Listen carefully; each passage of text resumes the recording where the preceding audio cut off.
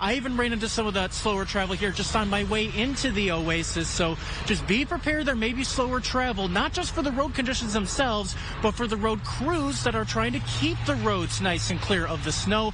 But these clear road conditions can't necessarily be said for some of the other roads like US 20, some slick spots, but especially the country roads. That's where we're still seeing some snow-covered roads because this snow is a bit on the lighter and fluffier side. And we measure that through what's called the snow to liquid ratio, and that's what we use to talk about the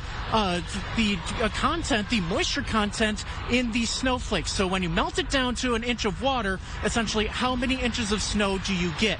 A wet snow would be about maybe 5, maybe 7 to 1. So that would be about 5 inches to 7 inches of snow would melt down to 1 inch of water.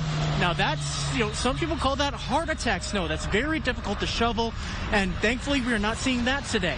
On more average, we're looking at towards 10 to 12 to 1. So 12 to 1 snow would be about a foot of snow would melt down to 1 inch of water. But what we're seeing today is more of a 15 to 18 to 1 ratio. That's the lighter, fluffier snow. Not really the best for, snowball fights or snowman making, but it is easier to shovel. However, it is also easier to blow around, which can cause some slippery road conditions to continue even well after the snow ends, particularly on those open and country roads. So be very careful if you're heading out on the roads even after the snow ends, Derek. The National Weather Service is renaming and consolidating the alerts it sends, which hopefully makes it a little simpler for you to know what the alert is about. We're talking about extreme cold watches and wind chill watches consolidating into an extreme cold watch. That means some hazardous cold is on the way in the next 48 hours or so. The same goes for the warnings. Instead of a wind chill warning, you'll get an alert for an extreme cold warning about 12 to 24 hours away from a dangerous cold snap. This way, regardless if the threat is the cold air itself or the wind chill, there's one simplified alert going out. And as for wind chill advisories, they'll be replaced with cold weather advisories. So hopefully you're noticing the theme here. It's all about emphasizing the hazardous cold air, no matter how we're getting it. The EF1 tornado that hit downtown Belvedere last year was not the first or the strongest tornado to hit the city of Murals. Since 1950, 24 tornadoes have touched down in Boone County, including last year's tornado. 5 of them were significant tornadoes. The first, one that is all too familiar, an F4 that struck Belvedere 57 years ago. Dale Worth remembers it like it was yesterday.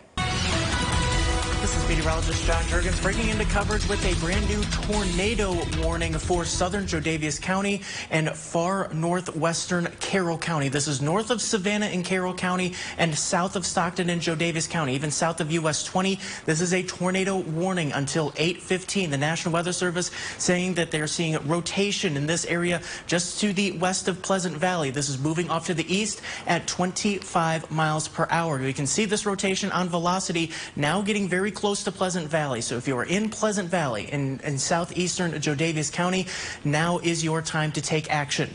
Here's the latest track of this potentially tornadic thunderstorm reaching near the Pearl City area now at just after 8 o'clock towards Lanark in Carroll County at 8:11. So we're going to, of course, continue to monitor this situation, but of course, get below ground if you can just to find the lowest room away from windows if you are under this tornado warning. We will have continuing coverage right now on WREX.com, but for now, we'll send Channel 13 back to regular programming. We're getting into that point in the spring where we just get these big temperature swings, and when we get into the 70s this time of year, in the Midwest, there's usually a catch, and that's certainly the case for today.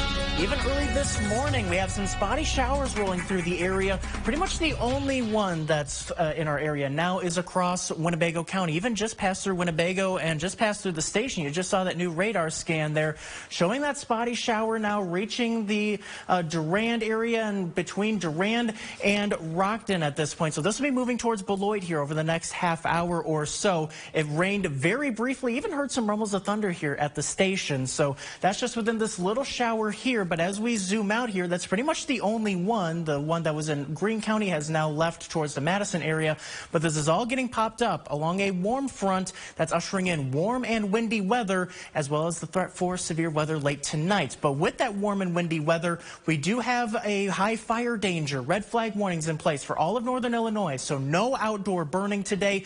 And also, make sure to keep a good hand on your hat as you head out the door. Wind advisories in place for gusts up to 50 miles per hour.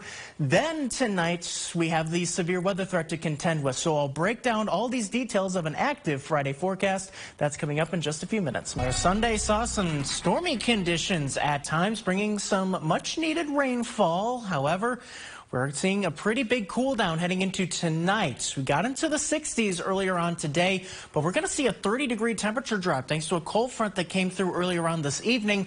That sends temperatures down to around the freezing mark tonight. That leads to some showers that will be redeveloping here over the next hour or so, to mix with and change over to some wet snow. So as we look here on future track, you can see towards about 11 o'clock, we're going to see those showers rolling through. May start out as rain, but then that colder air, temperatures dropping below freezing, you see that change over to some wet snow. Now, we're not going to see any kind of accumulation or really any impacts with this activity, and really you need to be awake to even know that it existed, because it's going to be moving out pretty quick. And by the time a lot of us are waking up here closer towards 6 o'clock, we are nice and dry with really no indication that it snowed at all overnight. So I guess that's some pretty good news. But, you know, a lot of people have been asking, like, what's with the snow recently? So March will end up with 4.2. I don't think we're going to add on to that tonight with 4.2 inches. And we're actually, if anything, below average in that regard. We average about 5 inches of snow this month. But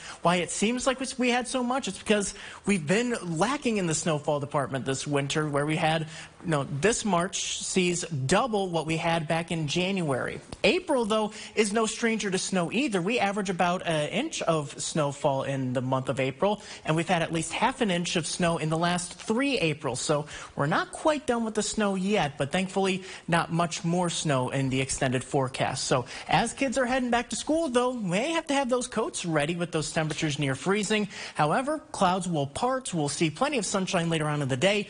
Temperatures warm up into the upper 40s later on into the afternoon for a cool but comfortable transition from March to April with similar conditions on Tuesday. However, the calm weather stops there as we watch out for some showers and thunderstorms to return Tuesday night into Wednesday, and some of these could be a bit on the stronger side. We see renewed chances for severe weather. First off on Tuesday night, a level 2 out of 5 risk for much of the western half of the area. We'll be watching out for some strong winds and hail potentially with the late Tuesday night, early Wednesday morning activity, and more severe weather is possible on Wednesday. But we'll still have to watch out for this. Still some questions that we need to answer, including where the best environment will line up. Better chances off to our south, where there's a level 3 out of 5 risk, and also just when severe weather will be most favorable. So make sure to stay tuned to the forecast, especially Tuesday night into Wednesday. The polling times looking okay, nice and dry on Election Day on Tuesday, but the warm weather and active weather doesn't last long. We calm down a little bit as we head further into the month of April with highs in the 50s and plenty of sunshine.